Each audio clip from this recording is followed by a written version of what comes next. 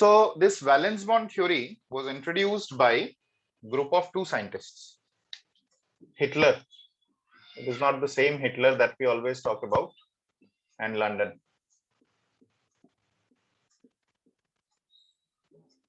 In 1927.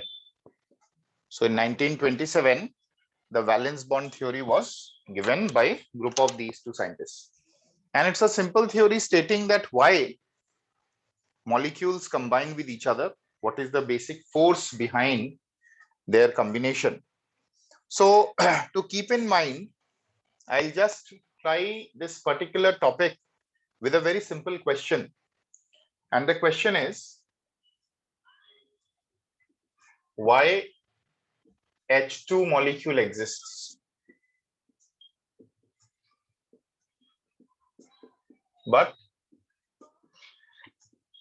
He2 molecule does not exist? Why H2 molecule exists, but He2 molecule does not exist? That is a simple question, which is the basis for what is called as valence bond theory. We all know that hydrogen atoms combine with each other to form hydrogen molecule, but helium atoms do not combine with each other to form helium molecule. Why is it so? See, in this universe, it has been stated that there are two basic types of forces, which I can categorize as force of attraction and force of repulsion. Forces of attraction and forces of repulsion. Now remember always, attraction leads to stability, and stability leads to lesser energy. Same way, repulsion leads to instability,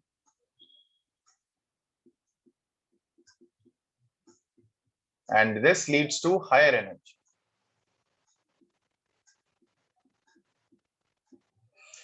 So whenever bonding is taking place, you'll have to take care that whether it leads to more attractive forces or whether it leads to more repulsive forces. Because if it attracts to more attractive forces, then ultimately we say that the system is going to be stable. The molecule is going to be stable. But if it leads to repulsive forces, then the system will be unstable. So that is the simple theory that was applied to answer the question that why H2 molecule exists, but He2 molecule does not. Let us see how. Suppose we have two hydrogen atoms approaching each other to form hydrogen molecule. We all are familiar with the fact that a hydrogen atom has a nucleus and one electron. Let us name the nucleus as Na and electron as Ea. This is another hydrogen atom which also has got nucleus Nb and electron Eb. Now, when these two atoms approach near each other, we will have to find out that what are the possible attractive forces and what are the possible repulsive forces. And depending upon ultimately who is overpowering whom, we can decide whether the molecule will be formed or not. So electron will repel another electron. Nucleus will repel another nucleus. Nucleus will attract the electron of other, and nucleus will attract electron of other. See whether it is understood or not. Yes, sir. So when we are showing forces of repulsion, the arrows are going away from each other. And when we are showing forces of attraction, the arrows are moving towards each other. So hence we can say that the type of forces which are attractive forces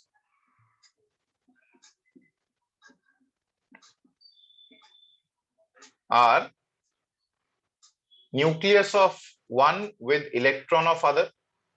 Here we are interested in the outer forces, not the inner forces. See, before the atoms approach near each other, already there is force of attraction between nucleus of it and electron of the same atom. That we are not considering. What we are considering is what are the new forces developed when the two atoms approach near each other. What is the second attractive force possible? Nucleus of B and electron of other. Coming to repulsive forces.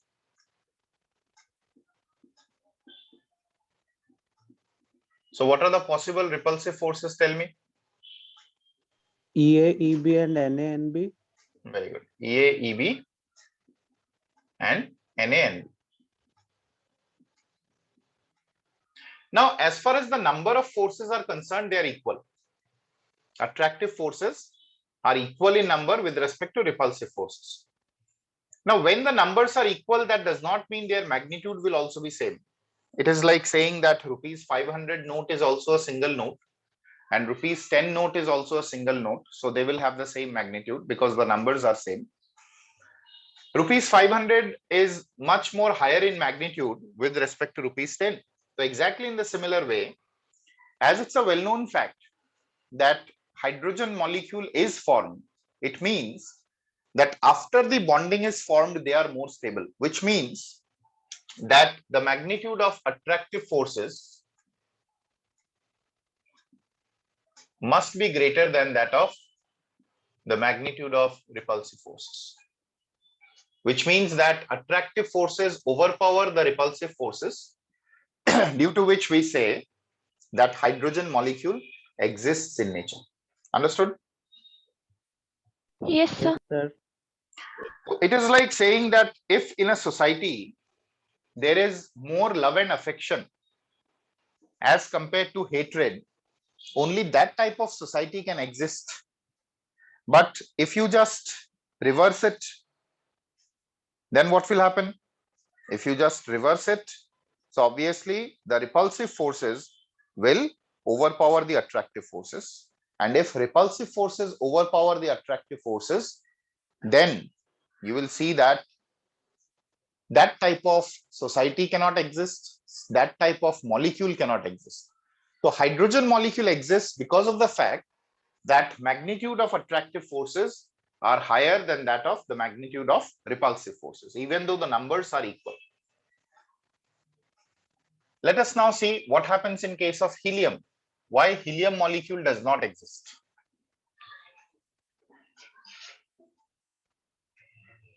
So if you consider a helium atom which has a nucleus, say Na, and it has got two electrons, Ea1, Ea2.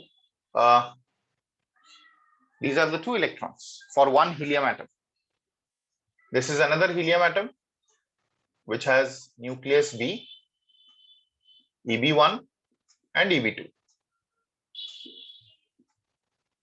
Now, when the two atoms approach near each other, what are the repulsive forces that are possible? There can be repulsion between these two electrons. There will be repulsion between these two nuclei, these two electrons, these two electrons, and these two electrons. So total repulsive forces are 5 in number or not? Yes, Yes, sir. Okay. So number of repulsive forces are 5. Let us now see what about attractive forces that are possible. There can be attraction between these two. There can be attraction between these two. There can be attraction between these two. There can be attraction between these two. How many attractive forces do you find here? 4. 4. So repulsive forces are 4 in number and attractive forces are 5 in number, which means that here number wise we can say that repulsive forces overpower but dominate the attractive forces, isn't it? Yes, sir. yes, sir.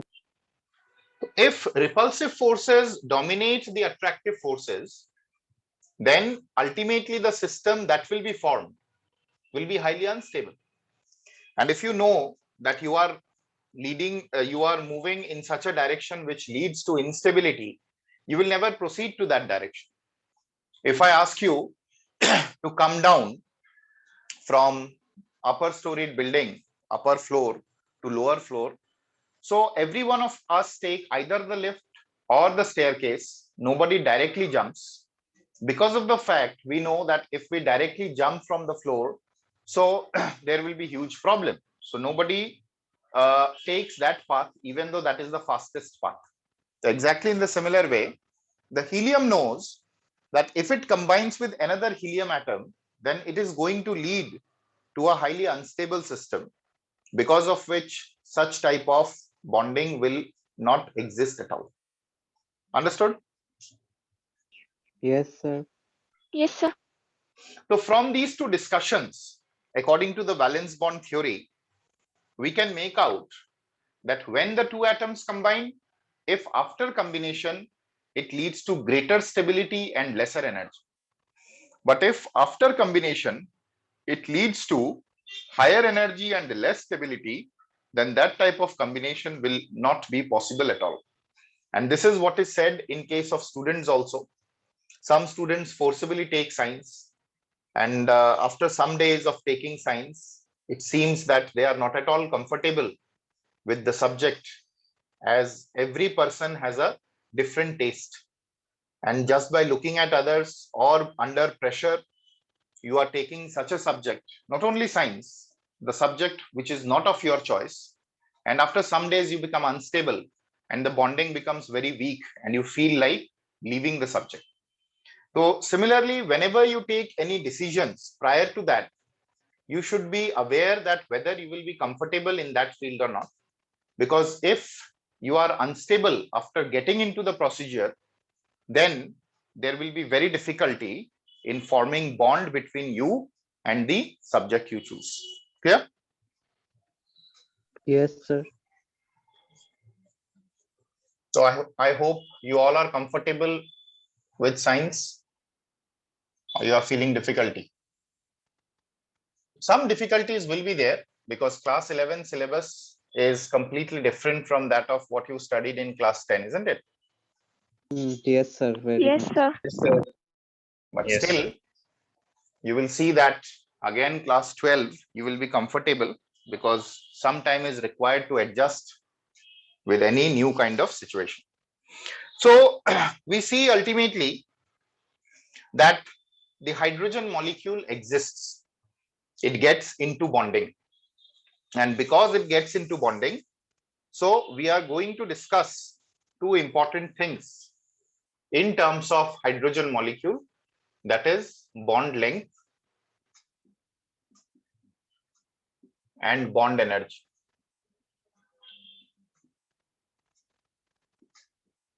We have already got these two topics, but that topic was discussed in terms of definition. But today we are going to discuss the same thing in terms of what happens when hydrogen molecules approach near each other. And we are going to discuss that at what particular moment of time the concept of bond length and bond energy needs to be applied. So that we are going to discuss graphically at first. Suppose I plot a graph between potential energy of a system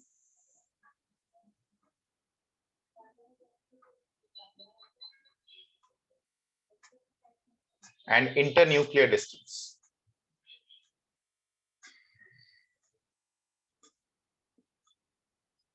What is the meaning of internuclear distance? Distance between the two nuclei.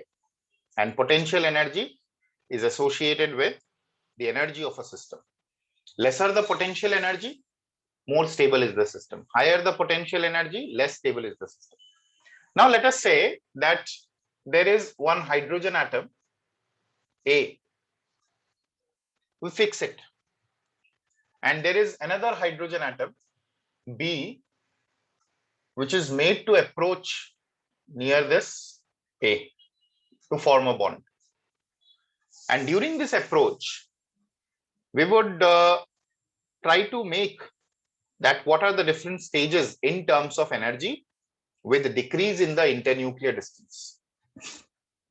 So it has been found out that the graph looks something like this. I hope the graph is visible to everyone. Yes, sir. Yes, sir. Yes, sir. So here we see that according to the graph, when they are at infinite distance and one is not influenced by the other, they are at zero energy level. Why? Because there is no force of attraction or repulsion between them, and we will consider it to be nearly zero. And therefore, we say that the energy, potential energy, is considered to be zero. Okay, it is considered to be zero as there is no force of attraction or repulsion between the two atoms. Now, as this atom is approaching near it, we know that magnitude of attractive forces are increasing, and as magnitude of attractive forces are increasing, what will happen to the energy? The energy will keep on decreasing, isn't it? Yes, sir. Yes, sir. Because attractive forces jiman beshi hobo, potential energy imane komi ahibo. Repulsive forces jodi beshi hole then potential energy would have increased. So here what is happening is attractive forces are increasing when it is approaching, and therefore the energy keeps on decreasing and reaches a minimum value. But beyond this, if you further, this is the stage when the two atoms are covalently bonded to each other at a particular distance. So at this particular distance, it acquires the most stable configuration. Stable system is achieved. But if you further try to bring them closer, there will be nucleus repulsion. And accordingly, when the nucleus repulsion further increases, what will happen? The energy will further increase or not? Yes, Yes, sir. sir. Which means that at an equilibrium distance, the hydrogen atoms are more comfortable with each other, and this distance at which the two atoms are more comfortable with each other is called the bond length. For hydrogen, it is 74 picometers. So if the distance is lesser than 74 picometers, there will be nucleus repulsion. And if it is greater than 74 picometers, then also the energy is not minimum. So at a particular distance, you see, I just give you a very simple example. If you hold anything to see it, when it is at a farther distance, it is not clear. When you try to bring the object closer to you, if you bring it at a particular distance, you will be more clear. But as you further try to bring it closer, again you become unclear or not? যিকোনো এটা বস্তু যদি চাব লাগে বহুত দূৰত আছে, so you are not clear about it. What is the overall structure or feature of the substance? You are not able to do it. But as you keep on bringing it closer, you are able to see it properly. But further, if you try to bring it closer, then again there is a problem in your eyesight and you are not able to watch it properly, isn't it? So at an equilibrium distance, you will see that the object is more clear to you. Am I clear? Yes, sir. Yes, No. sir. So exactly in the similar way, when the two atoms are approaching near each other, when they are far away, then also there is no question of bonding. But when they are brought closer to each other at a particular distance of 74 picometers, they are most comfortable with each other. And if you further try to bring them closer, then again they become uncomfortable due to nucleus repulsion. So you can consider the type of bonding also as the relation between a teacher and a student. How?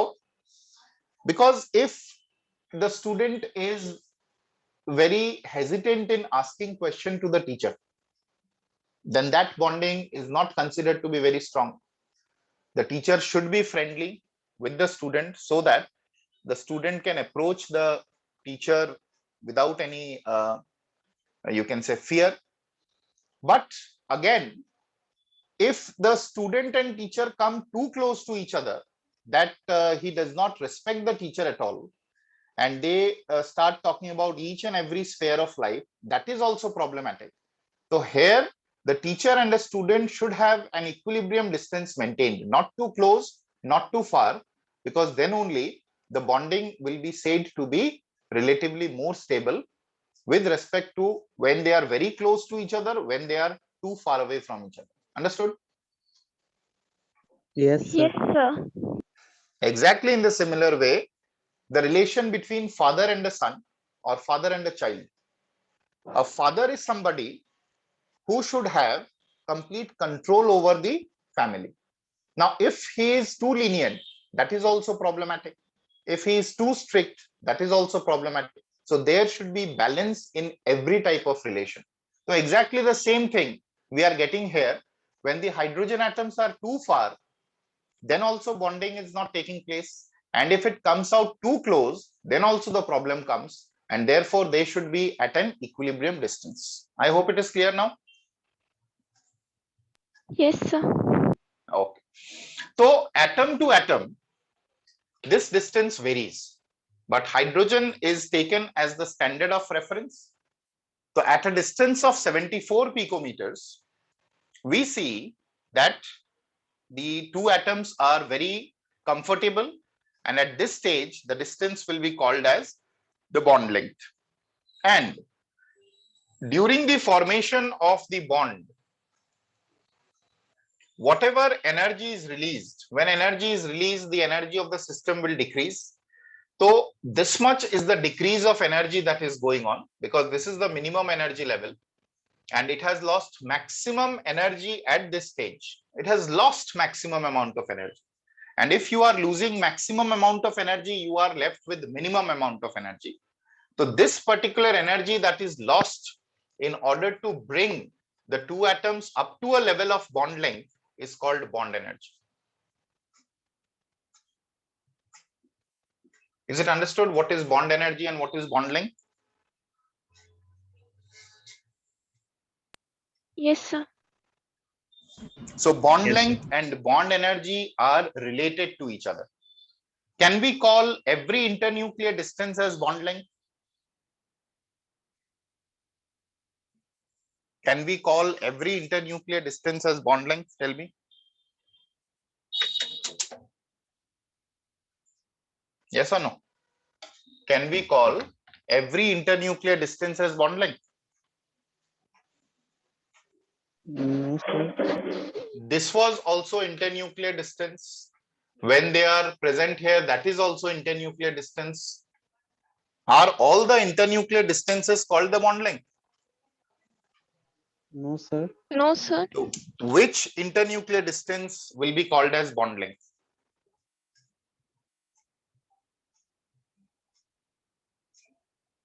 Out of all the different internuclear distances, which internuclear distance will be called as bond length? Huh? The distance in which two atoms are more stable. Very good. The distance at which the two atoms acquire the most stable, okay, stable system, and that is called the bond length. So every internuclear distance will not be called as bond length.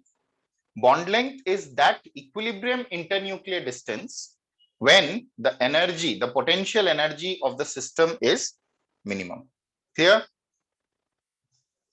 Yes, Yes, sir. sir. And in order to acquire that bond length, whatever energy is released during the process is referred to as what? Bond energy or bond enthalpy. Understood? Yes, sir.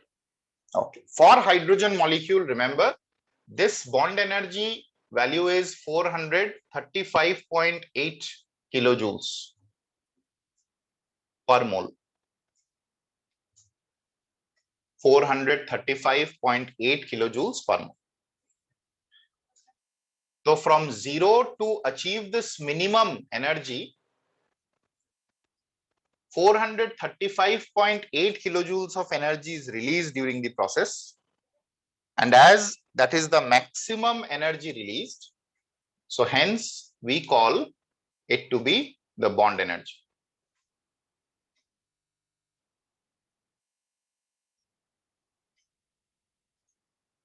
Have you drawn the diagram? Yes, sir. Okay. So now we can write down whatever we have discussed so far.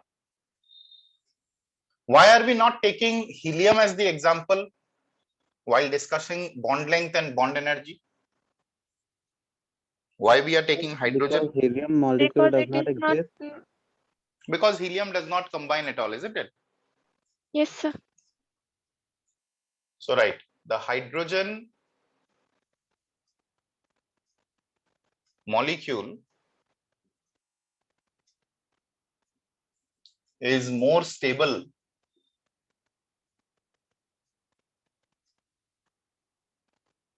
than that of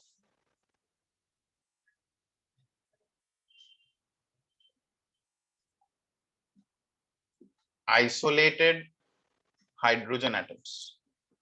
Since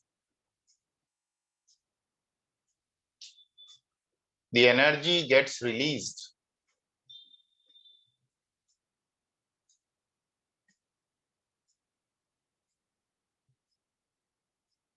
when a bond is formed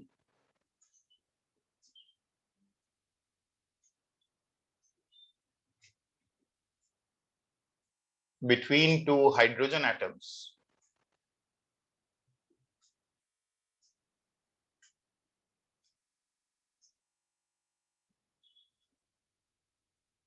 okay, so why are the hydrogen molecule more stable than that of isolated hydrogen atoms?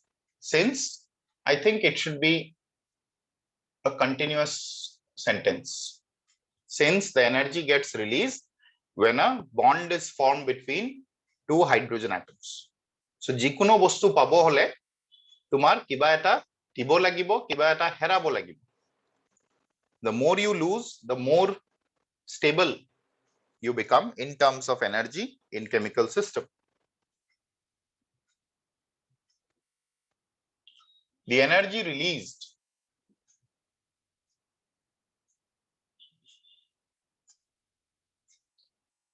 during the formation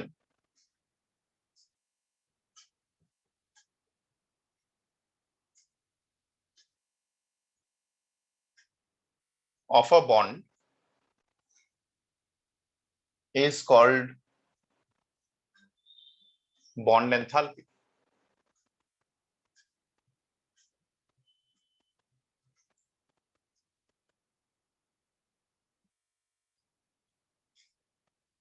This corresponds to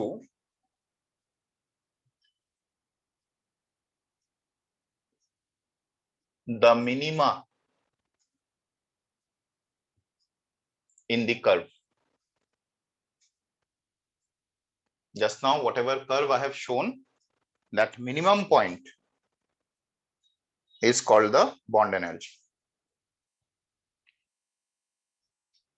Conversely,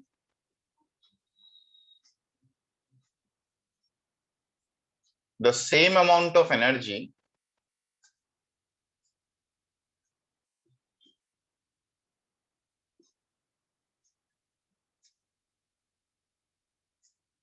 is required to break the bond to its constituent atoms. So whatever energy was released during the formation of a molecule, if you want to break that molecule to its constituent atoms, exactly you need to supply the same amount of energy. It is like saying that when hydrogen gas combines with another hydrogen gas to form hydrogen molecule, 435.8 kilojoules per mole of energy is released. It is calculated for 1 mole, Avogadro's number, because individually if you calculate, it will be too small value. But if you converse it, you reverse it, we can say if you need to break down the same hydrogen molecule, you need to supply exactly the same amount of energy. And therefore, the bond energy can be either defined in terms of energy released during formation of bond or energy required to break that particular bond. I hope it is clear. Yes, sir. Yes, sir. Okay. Complete writing. Then I'll give you the bond length.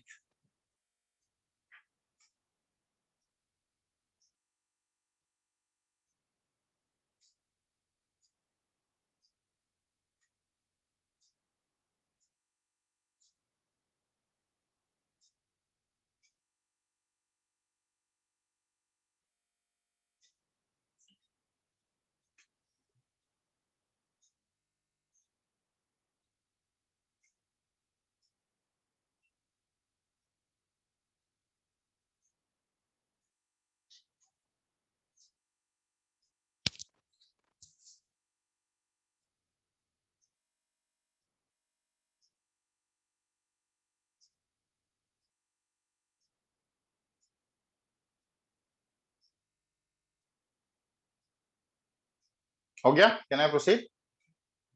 Yes, sir. Okay. All of you have written?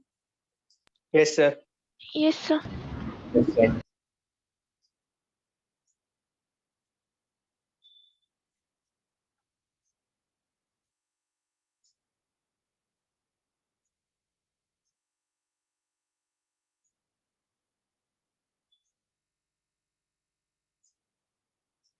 Further, you write,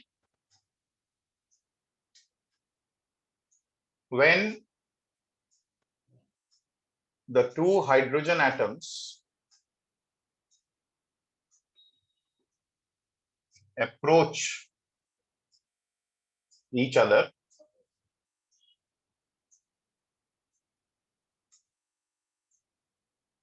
a stage is reached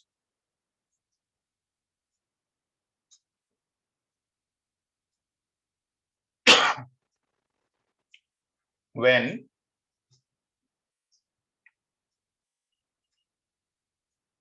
the net force of attraction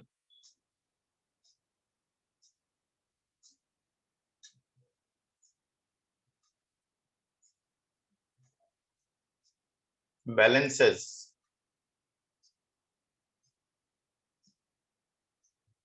the force of repulsion.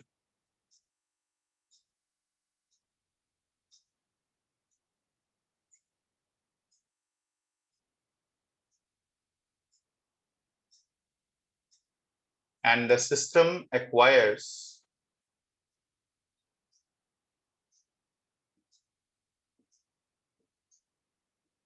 minimum energy. And the system acquires minimum energy.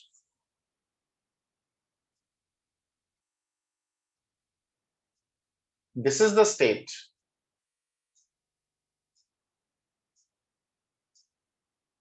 when the two atoms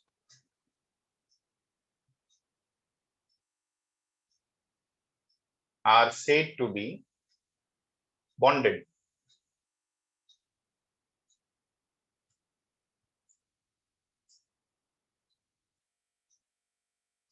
And the distance and the internuclear distance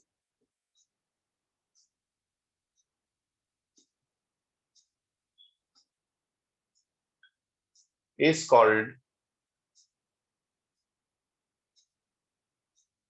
the bond length.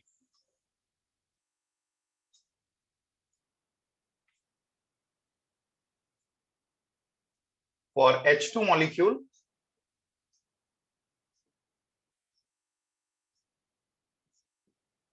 the bond length is calculated to be 74 picometers.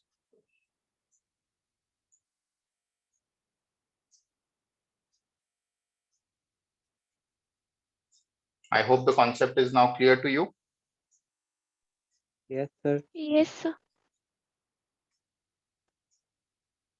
So when you will call that you are bonded with any subject of your choice,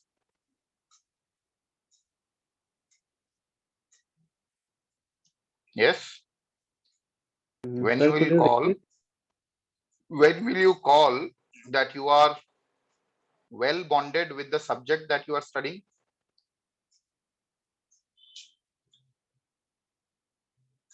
যিকোনো subject যে তুমি ভাল পাই আছা, ফিজিক্সে হোক, ম্যাথমেটিক্সে হোক, chemistry হোক, when will you call that you are very bonded with the subject? Sir, if we have interest in it or score Hmm. better marks.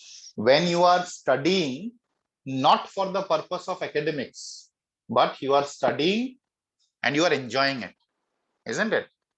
See, whenever we do any kind of work under pressure, we are not loving the subject.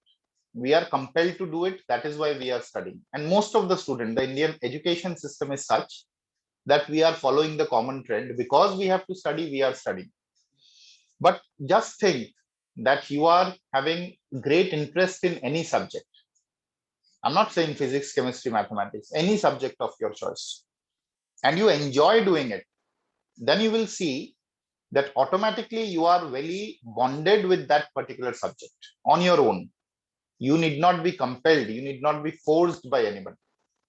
And that is why we say that when the hydrogen atoms are approaching each other at an equilibrium distance, when they are very comfortable, at that stage only they are said to be in the bonded state. Not too much, not too less, but at an equilibrium distance.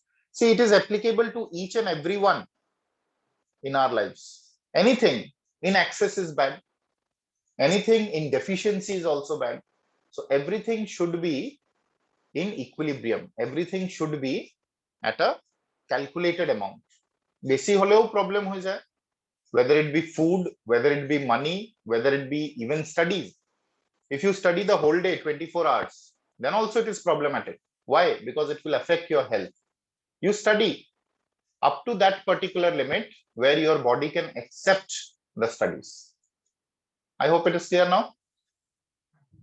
Yes, sir. Yes, sir. Everything should be balanced, not too much, not too less. In both cases, we get some kind of instability. So why do you think when hydrogen atoms approach each other beyond the bond length, they become unstable?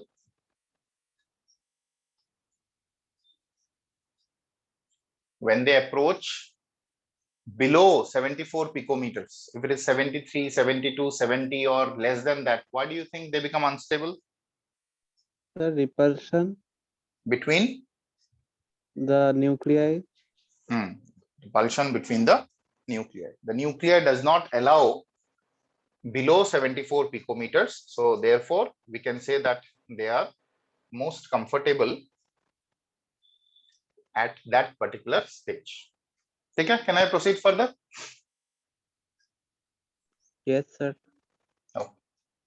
So after this, we move on to another topic, orbital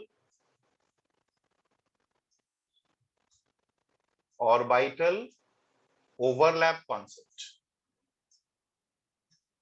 which is part of valence bond theory only. So valence bond theory is relatively a larger concept. Orbital overlap concept.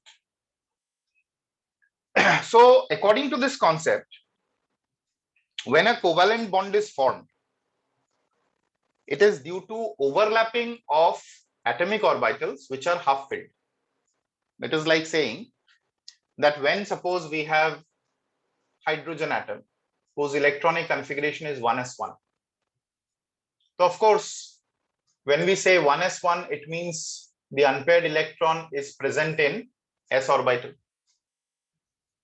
And unpaired electrons are relatively less stable and they want to get paired up. And therefore, it is going to overlap with another hydrogen atom which also has unpaired electron. Now it says that the two atoms which are combining, they overlap through their atomic orbitals, and inner atomic orbitals are not responsible in bond formation because of the fact that inner atomic orbitals have completely filled orbitals. If all electrons are paired up, why should they combine? And that way also you can say that helium has 1s2 configuration. So it does not get the urge to combine with others because already the 2 electrons whatsoever are present are paired up. But hydrogen will combine because this is one hydrogen atom with one unpaired electron. This is another hydrogen atom with another unpaired electron. And this is how the orbitals are overlapping with each other. And during their overlapping, the atomic orbitals containing unpaired electrons only overlap with each other. So this type of overlapping which is taking place in hydrogen molecule is called SS overlap. Why it is called SS overlap? Because it is the s orbital which had unpaired electron in it, and the 2 s orbitals with unpaired electrons in them overlap with each other to form a bond. And this is the covalent bond where you see that the 2 unpaired electrons pair up. And this is the main reason that the atomic orbitals overlap. And remember that the 2 atomic orbitals that overlap with each other must have electrons in opposite spins. Okay, so if one is upward, the other has to be downward, which means that when the atoms are approaching near each other, the electrons will orient themselves in such a way so that they are oppositely spin, because then only the bonding will be taking place. And not any 2 kind of atomic orbitals will be able to overlap. It completely depends upon their energy, their relative energy, and their orientation as well. So this is what is referred to as orbital overlap concept. Is it understood? Yes, sir. Yes, sir. Yes, sir. Say for example, let me provide one more example. Say we have hydrogen, which is 1s1, and we have fluorine. Fluorine has atomic number of 9. So 1s2, 2s2, 2p5. So when I write 2p5, it may not be clear to us that in 2p, how many unpaired electrons are there. And for that matter, we can write this configuration also as 2px2, 2py2, 2pz1. Now you may ask me how this 2px, 2py, 2pz has come. See, when I write p orbital, doesn't it contain 3 orbitals in it? Yes, sir. So when I am writing 2p5, how are these electrons distributed? 1, 2, 3, 4, and 5, isn't it? Yes, sir. So writing 2p5 is same as that of writing this. So the first one is considered as 2px, second one is considered as 2py, and third one is considered as 2pz. Clear? Yes, sir. Okay. Now tell me, out of all these orbitals, which orbital of fluorine will be involved in chemical bond formation with hydrogen? 2pz. 2pz, because 2pz has unpaired electron in it. So when I draw hydrogen, because its unpaired electron is present in s orbital, and s orbital is spherical, so I put the unpaired electron here. And when I write it for 2pz, it is not spherical, it is dumbbell. So unpaired electron is present here, isn't it? Yes, sir. Yes, sir. So 2pz is dumbbell. 2px and 2py are also present, which are mutually perpendicular to each other, but they have already paired up electrons. And if they are already paired up, so there is no tendency of these orbitals to take part in bond formation. It is only 2pz which will take part in bond formation, and therefore hydrogen and fluorine will be bonded to each other through s orbital of hydrogen and pz orbital of fluorine. And this is what is referred to as H single bond F. Clear? Yes, sir. Okay. And what about those electrons of the valence shell of fluorine which do not take part in bond formation? How many such pairs are there in the valence shell that did not take part in bond formation? Is it not 3 pairs? Yes, sir. Forget about 1s2, that is not the valence shell, that is innermost shell. But in the valence shell, there are 3 pairs which did not take part in bond formation, and they are represented by lone pairs. Clear? Yes, sir. Yes, sir. So hence we see that in case of fluorine, out of the 7 electrons in the outermost shell, only 1 is taking part in bond formation through that orbital which contains it, and it overlaps with the s orbital of hydrogen or any other such atom which has got unpaired electron in it, and thereafter forms the bond. So this is the bond between hydrogen and fluorine, which is occurring through the orbital overlapping.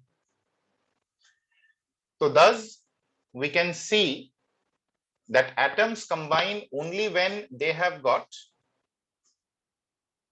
orbitals containing unpaired electrons in them, according to the orbital overlap concept. So write down.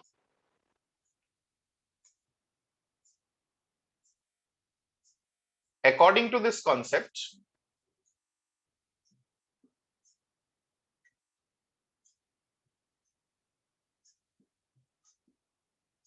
a covalent bond is formed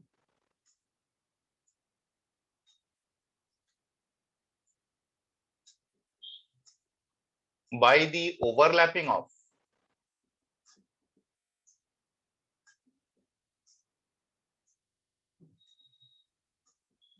two half-filled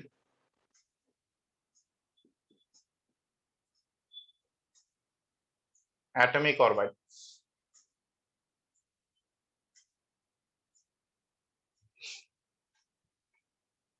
Two half-filled atomic orbitals belonging to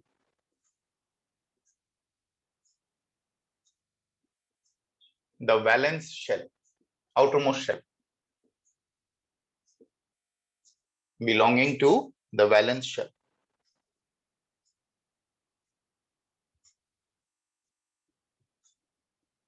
These two electrons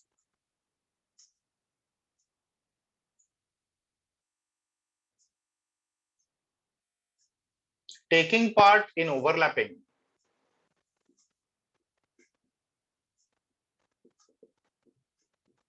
must have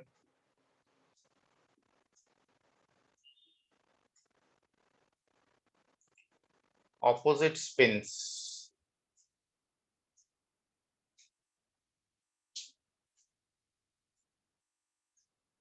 greater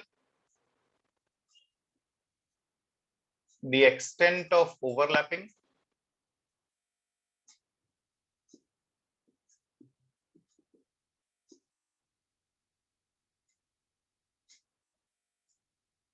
stronger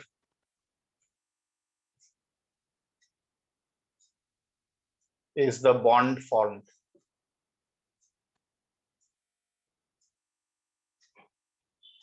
So greater the extent of overlapping. When you are pasting two things, the more the region which is common in pasting, the stronger will be the pasting.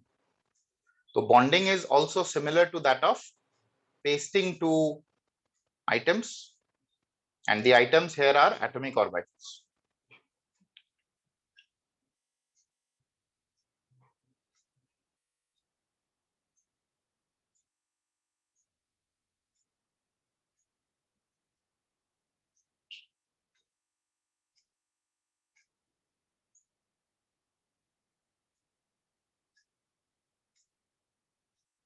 Okay, done.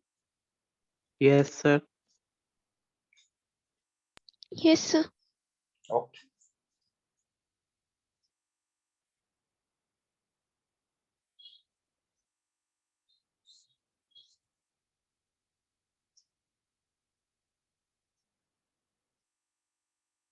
So before we discuss further about the bond formation, let us try to recall that s orbital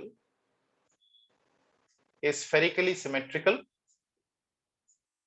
And if you consider this to be the three axes x, y, and z, so from the center you go to any direction, the probability of finding the electron is equal all three.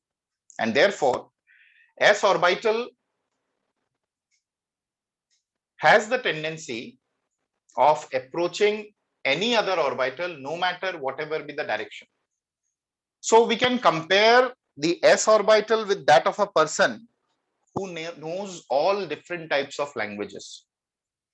If you are comfortable with all languages, then it doesn't matter what the other person is speaking, because you can easily understand and communicate with that particular person through that language.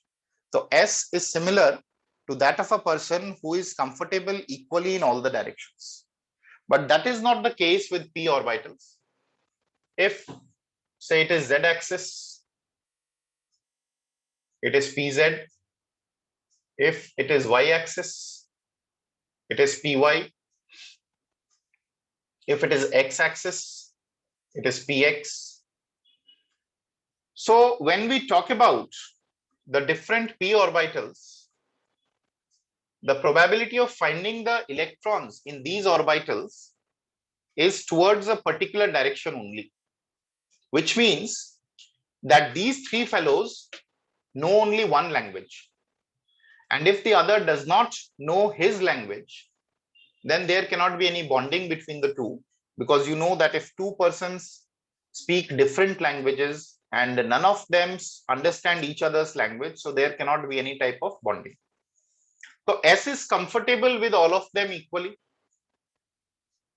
but PZ is comfortable only with another PZ, because then only they can understand each other's language. PY can form bond only with PY. PX can form bond only with PX, but all of them, PX, PY, PZ, can form bond with s orbitals. Clear or not? Yes, sir. Yes, sir. So who out of the four is independent of the direction? S. S. S. Why? Because no matter whatever be the direction of approach when the electrons are about to overlap, S can form bond with any other orbital, as the probability of finding the electron is equal in all the directions. I hope it is clear. Yes, sir. Yes, sir. Okay.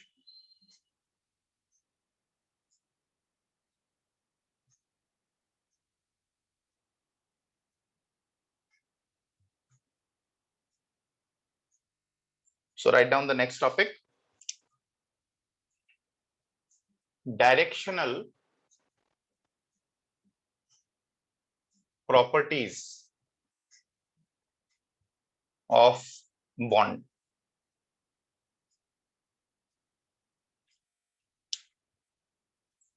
Directional properties of bond. The VBT, valence bond theory, short form for valence bond theory is VBT, explains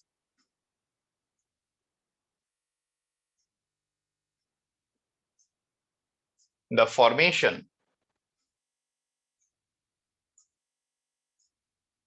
and directional properties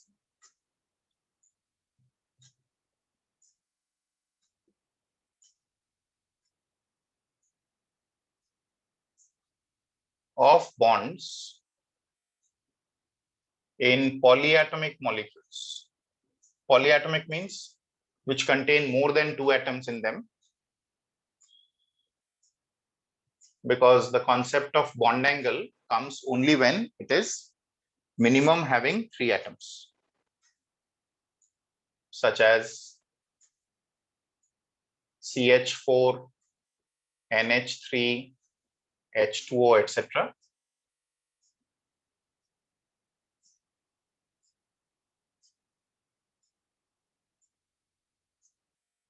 Since the strength of bond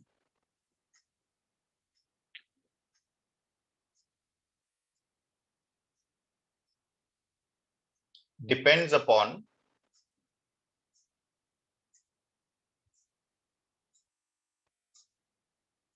the extent of overlapping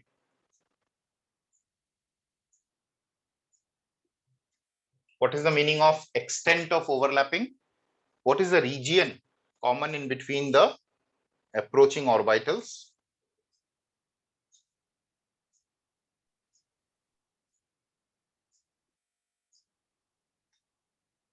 Orbitals form bonds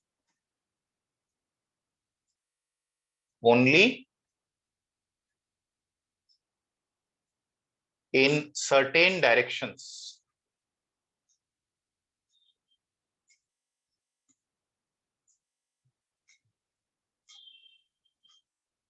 To give maximum overlap.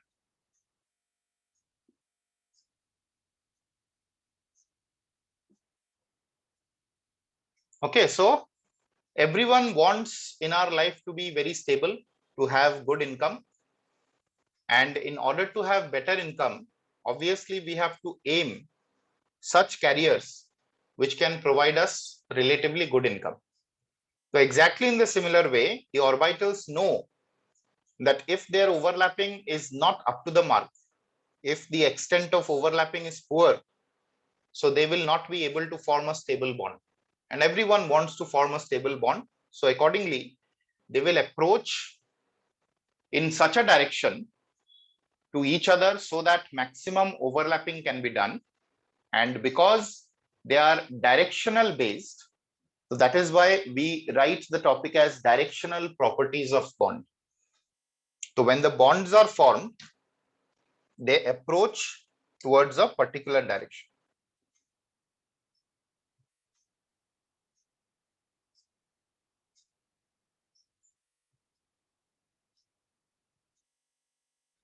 Is it understood? Yes, sir. So accordingly, we have discussed that electrons are nothing but wave functions. And when we talk about any wave, so it has a positive lobe and a negative lobe. The crests are given by positive and the troughs are given by negative. So ultimately, when electron cloud approaches another electron cloud, remember, if this is one electron cloud and this is another electron cloud, so effective overlapping will be when the plus combines with plus and the minus combines with minus. But if the plus combines with minus of another, what will happen? There will be no bond formation between the two. It is just like saying that when you make friends, you should ensure that the other person has same kind of thinking as that of you. He can understand your feelings, he can understand your concepts, and then only the friendship will be rich. But if you choose a friend in such a way that whatever you speak, he always speaks the opposite, and you don't understand each other's thinking, feelings, that type of friendship cannot exist for a longer period of time. So exactly in the similar way, if in an electron cloud, the crest overlaps with the crest of another electron, then the resultant will be having a greater magnitude. But if crest of one overlaps with the trough of another, then what will happen? The net resultant will be either 0 or lesser than that of both individuals. I hope I am able to make you understand what I'm saying. Yes, sir. So hence, it is a proper direction which is required. And it is equally applicable, as I say always, that chemistry is very much correlated with that of our lives. Tomorrow you have a physics exam and you studied a lot tonight. Okay. But what you are studying today is not physics, but chemistry. Will it be of any use? No, sir. So you will not perform well in the physics exam if tomorrow is a physics exam and today you are studying mathematics or chemistry. So it has to be, the study has to be properly managed. So whatever timing, perfect timing is required, accordingly you have to prepare it.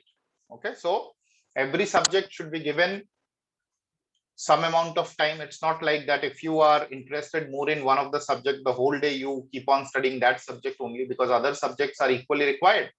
That proper time management is very much required. And exactly in the similar way, when orbitals overlap, so their direction of approach should be such that there should be maximum overlapping, because if there is no maximum overlapping, then that particular bond will be of no use. So write down overlapping of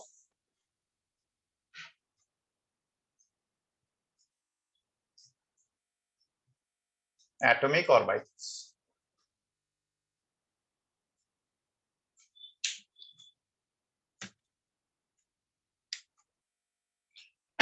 When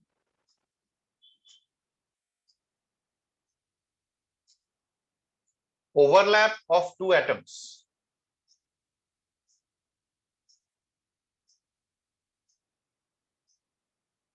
to form a bond occurs,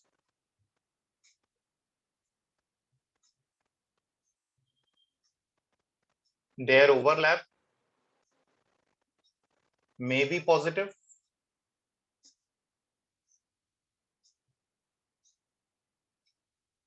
negative, or zero. So all three possibilities are there when atomic orbitals approach each other. The resultant may be positive, may be negative, or may be zero.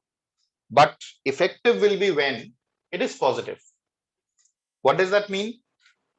As I said, that when you are making friendship with others, the better friendship will be that which enhances the qualities of both of you. So when you make friends, you have some shortcomings, your friend will have some shortcomings. So you try to fulfill those shortcomings so that this will result in a positive friendship. So that type of friendship will be more constructive. Second type of friendship. The second type of friendship is when he keeps on putting fingers at you because of your shortcomings. You keep on putting fingers at him because of his shortcomings. So you will always try to nullify each other. You will always try to show each other down. So that type of friendship will not be constructive at all. That will be a destructive type of, you can say, a friendship. The third one, zero. It means you are not bothered about each other. Okay, you do not have any negativity towards each other, but it doesn't matter what is happening to your friend. You are not taking care of your friend. So that is called the zero friendship. Are you understanding what I'm saying? Yes, sir. So out of the three types, which ultimately will lead to greater type of friendship or positive type of friendship? The first one. First one. The first one. The other two are of no use. Okay, so exactly in the similar way, the atomic orbitals that approach each other should approach in such a way so that there is a positive overlap. Say for example, you have a p orbital and I give some signs on the lobes. Negative sign, positive sign. This is another p orbital which has positive sign here, negative sign here. So when they will be approaching near each other, so obviously this will lead to the bond formation, isn't it? Because it's not electrical positive charge, otherwise they would have repelled each other. Here we can say that if this is trough, this is crest, this is crest, this is trough. So this direction will be more preferable. Why? Because obviously the positive is combining with positive. But if this is minus, this is plus, this is also minus, this is plus. So this type of approach will result in negative type or zero type. So we say not effective. Understood? Yes, sir. Yes, sir. So similarly, when you have negative and positive and it is approaching s orbital which is positive, so this will be effective.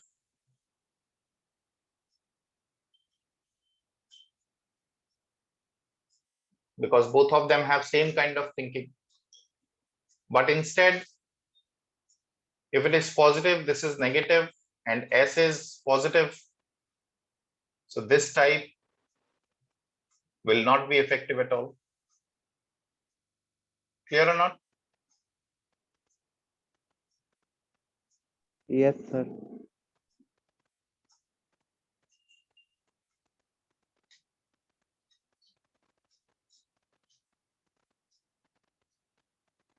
So in general, we consider the internuclear distance and the internuclear axis to be z-axis. Out of the three axes, we choose the z-axis as the internuclear axis. So all these examples that I have given, the direction of approach is towards the z-axis. So it is accordingly pz, pz. This is pz, this is s. So I'm not showing the second ones in the respective diagrams because of the fact that they are not resulting in any kind of bond.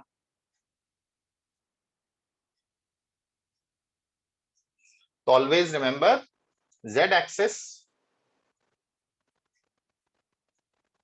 is considered as internuclear axis. Now, if you take z-axis as internuclear axis, simultaneously, x-axis and y-axis cannot be taken as internuclear axis because there are three different axes. So if these are the z-axis, then the x-axis will be parallel to each other. The y-axis will also be parallel to each other. Are you understanding what I'm saying? Yes, sir. Again, I'm repeating. Suppose this is the z-axis and this is the internuclear axis through which overlapping is taking place. Then x-axis will be parallel to each other. Y-axis will also be parallel to each other above the board. Okay? Understood? Yes, sir. Yes, sir. Yes, sir. So three axes cannot be taken simultaneously as internuclear axis. You can take any one of the axes as internuclear axis. Conventionally, z-axis is taken as internuclear axis. Can I rub it? Have you drawn? Yes, sir. Now suppose we talk about overlapping in py and px axis. So obviously the py will be like this. So it is plus, this is minus, this is plus, this is minus. When they approach near each other, they do overlap. But this is the internuclear axis then.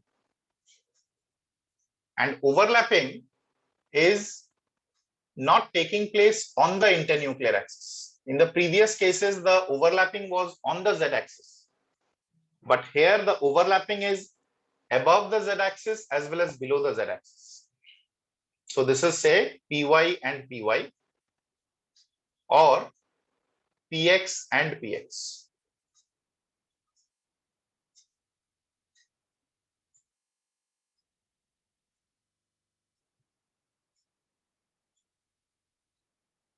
But at the same time, even if these which are parallel to each other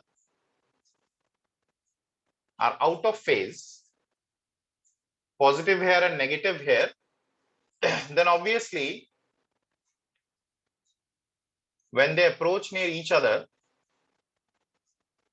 it will not be giving us effective overlap, not effective.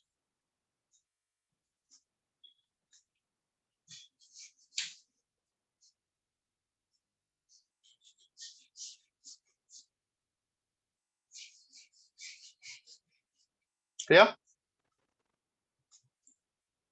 Yes, sir. So what I mean to say is, even if they are of similar type of atomic orbitals, but they will overlap with each other only when they are in phase. What is the meaning of the term in phase? Positive with positive and negative with negative. And as far as two different p orbitals are concerned, as I said, that they don't understand each other's language. Say, if this is pz and this is px or py. So even if they approach, they don't have anything in common. And in such a case, they are never going to form any bond. No overlapping. Because in order to have overlapping, you must have common region. The probability of finding the electron in pz is towards z axis, and in py it is towards y axis. So obviously they have nothing in common, so there is no overlapping. Same is the case when you have pz overlapping with, say, these are the three axes. It is px. So again, there will be no overlapping because they don't have anything in common.